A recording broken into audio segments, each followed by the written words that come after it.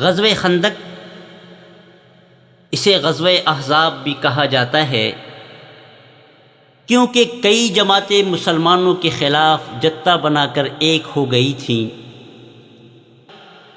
سالار اعظم صلی اللہ علیہ وسلم کو ان ریشہ دوانیوں کی اطلاع ملی تو آپ صلی اللہ علیہ وسلم نے دفاعی تیاریاں شروع فرمائیں۔ آپ نے اپنی سنت اور دستور کے مطابق صحابہ کرام رضوان اللہ تعالی عنہم سے مشورہ کیا۔ کفار کی متحدہ طاقت کا کیسے مقابلہ کیا جائے؟ تاریخ طبری میں مذکور ہے،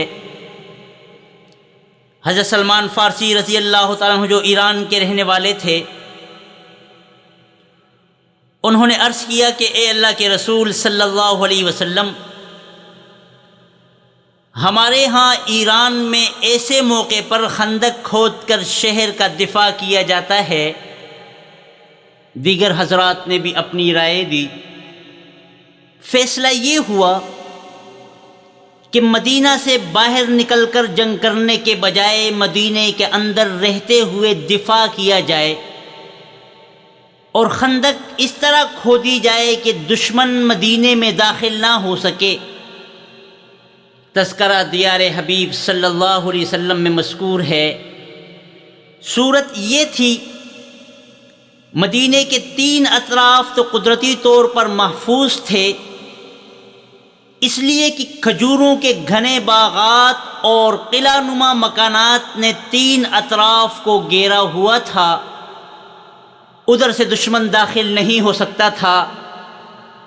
مدینہ کی طرف شمالی سمت کھلی ہوئی تھی، وہاں سے دشمن آسانی سے داخل ہو سکتا تھا۔ آپ صلی اللہ علیہ وسلم نے اس مقام پر خندق کھودنے کا فیصلہ فرمایا۔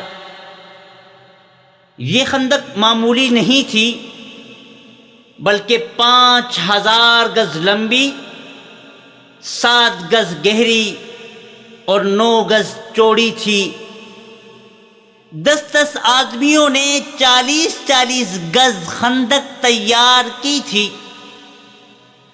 بعض روایتوں میں ہے صرف 6 دنوں میں صحابہ کرام نے یہ خندق تیار کر لی تھی۔ حیرت ہوتی ہے، پتھریلی زمین تھی، سخت سردی تھی، بھوک اور افلاس تھا، نہ کوئی مشین اور نہ ہی سابقہ تجربہ تھا۔ پھر ایسی طویل و عریض اور عمیق خندق اللہ کے بندوں نے اتنی مختصر وقت میں کیسے تیار کر لی؟ آپ جتنا بھی غور کر لیں، بالآخر اس نتیجے پر پہنچیں گے کہ یہ صرف ایمانی طاقت تھی جس کی وجہ سے اتنا بڑا کارنامہ انجام دینے میں کامیاب ہوئے۔ صحیح البخاری صفحہ 588 جلد نمبر 2 میں مذکور ہے، خندق کھودتے وقت صحابہ رضی اللہ عنہم ایمانی جذبے سے سرشار ہو کر یہ شعر پڑھتے تھے، نحن الذین بایعوا محمدا علی الاسلام ما بقینا ابدا، ہم وہ ہیں جنہوں نے محمد صلی اللہ علیہ وسلم کے ہاتھ پر ہمیشہ کے لیے بیعت اسلام کی ہے۔ امن ہو یا جنگ، سفر ہو یا حضر، غربت ہو یا ثروت، ہم ہر حال اور ہر مقام میں محمد صلی اللہ علیہ وسلم کے ساتھ ہیں۔ محمد صلی اللہ علیہ وسلم بھی اپنے صحابہ کا ساتھ چھوڑنے والے کہاں تھے؟ خندق کھودنے میں، پتھر توڑنے میں، مٹی ہٹانے میں نبی اکرم صلی اللہ علیہ وسلم بھی صحابہ کرام کے ساتھ شریک رہے۔